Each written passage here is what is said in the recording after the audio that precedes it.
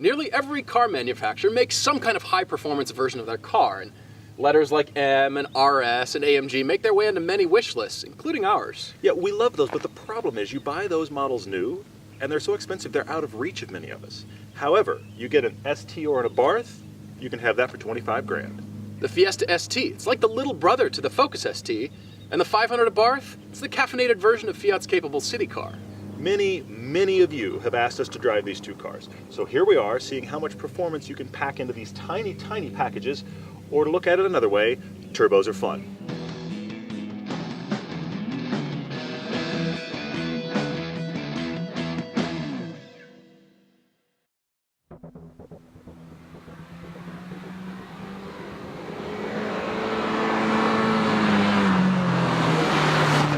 In our original Fiat 500 review, we were pretty hard on this car.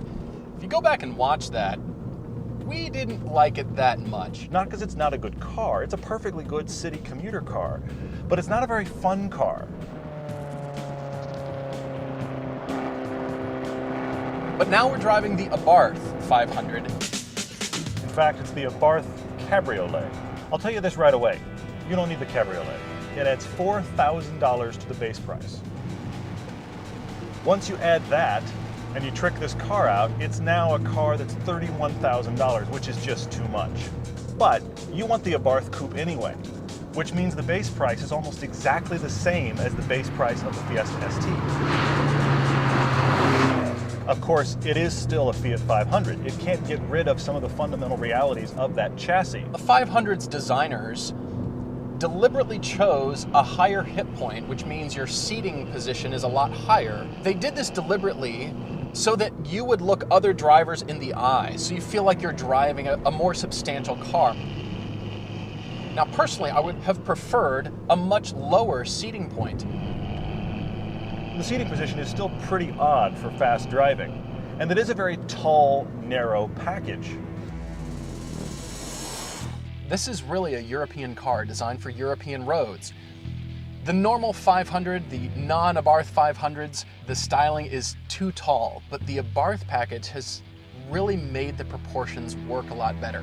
This car has character like the Mini has character, but in a little bit different way. It's cuter and not taking itself quite so seriously. The Abarth badge itself is actually one of my favorites. I just love the look of it. I love the aggression of it. With the scorpion and the Italian flag, it's just really cool. The styling on the Abarth is the Fiat 500, just a little bit angrier. But this is a tiny car. To give you perspective, the entire length of the Fiat 500 almost fits inside the wheelbase of a Dodge Charger. Not quite, but almost. And when it's on the freeway or you see it in a corner and it leans through the corner, this is a little animal. The styling is working with the Abarth package. That's reflected throughout the interior. This Abarth feels kind of like a fun place to be. Everything falls to hand easily. I mean, ergonomically, you can reach everything really simply. They've designed this interior to be very stylistic, a lot of round surfaces, a lot of really good, well thought out design, but your body position itself feels like a delivery van. Still the same 500, still this very upright seating position, although the pedals are so well placed, you're right on top of them, and so that heel-toe dance is very easy to do. The seats are actually pretty cool. Getting in the back is a bit of a gymnastics exercise, even in spite of the large doors. With big guys like us, I don't know that this is a four-person car, but in many cases it really could be, and in spite of the tiny packaging, that's pretty impressive. I'm finding it hard to take issue with just about everything in the Abarth. Now you can get a million options on this interior, including, of course, navigation. But there's nowhere to put a nav screen. So what they've done is they've created it as a plug-in. It's from TomTom, it looks like an aftermarket unit, and it literally plugs into the top of the dash. That is the way it comes from the factory if you order navigation. This centralized gauge, it's a very cool design, and somebody figured out a great circular theme way to put all of the information in one place. The problem is, because it's all in concentric rings, it's very difficult to read quickly. And the miles per hour is one of the tiniest numbers when it should be the biggest. Sport button, traction control off. Something we also mentioned in that original 500 review was the sport button. And I understand putting a sport button in average cars, it's an attempt to make them sportier, drive better. Well, the Abarth also has a sport button, which I don't understand. The whole damn car is a sport button. That's why you bought the Abarth in the first place. So it's now just become part of the startup procedure. It's twist the key, start the engine, hit the sport button, and turn traction control off. Everywhere you drive in this car should be with your hair on fire. That's what it's designed for. So even though I felt like the sport button in the original car didn't do very much, I felt a difference in this car. I still don't know why it's there. It doesn't need to be. It's the Abarth. It's the sport car. The start of that change is the fact that this Abarth has 60% more horsepower than the standard model. Think about that for a minute. 60% more. So 160 horsepower in this tiny chassis feels like a good amount of grunt. The speed numbers on this car are almost the same as the Fiesta. The Fiesta delivers its power with a bit more authority, but this Abarth weighs 200 pounds less than the Fiesta, and that car's small.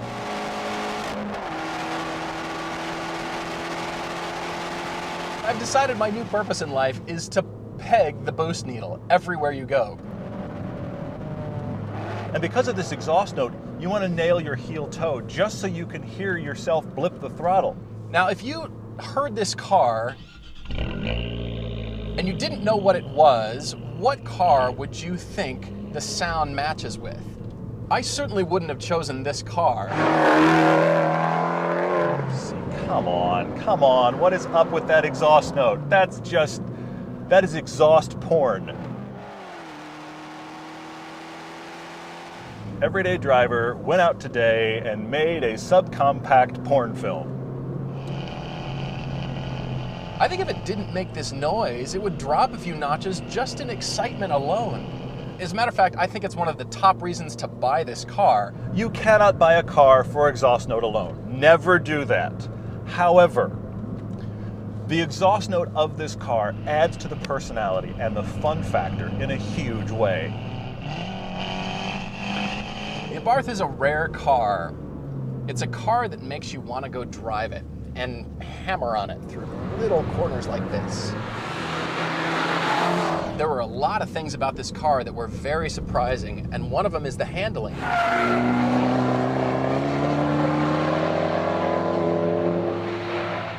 The 500 is a fun car to throw through corners. It's not as precise as the Fiesta, but I gotta be honest, it's a lot more fun than I expected. But it's still this tall and thin chassis.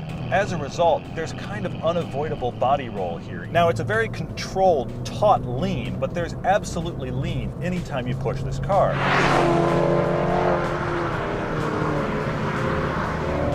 What's so funny about the Abarth is every corner that I dive into, it's like the car forgot it could handle so well.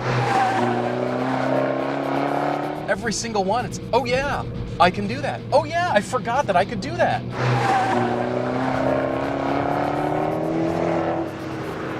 Yes, it understeers when pushed hard, but it's very controllable.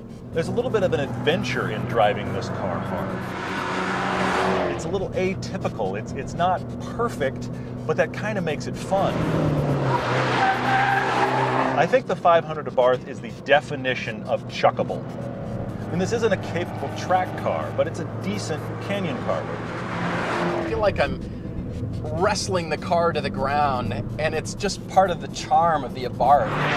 This car wants to be loved, and it's working damn hard for it. There are plenty of cars you could drive on these roads, and they'll handle great, but this is just hilarious to throw through these corners. There's plenty of driving fun to be had in the Abarth. The 500 Abarth is kind of like owning a small dragon. Yep, small dragon. I say that because it's snorty and it's got some aggression beyond its size. It's not perfect, it's certainly got its problems that make it a little bit hard to live with, but at the end, you own a dragon.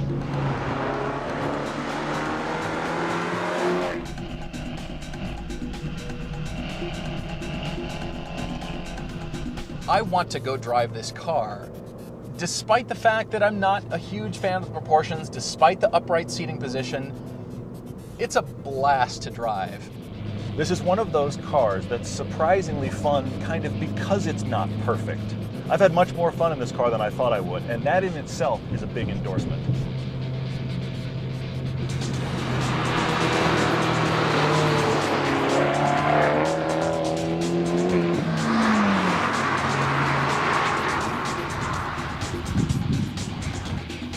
Okay, so how much horsepower can you shove into cars this size? According to these two, apparently quite a bit.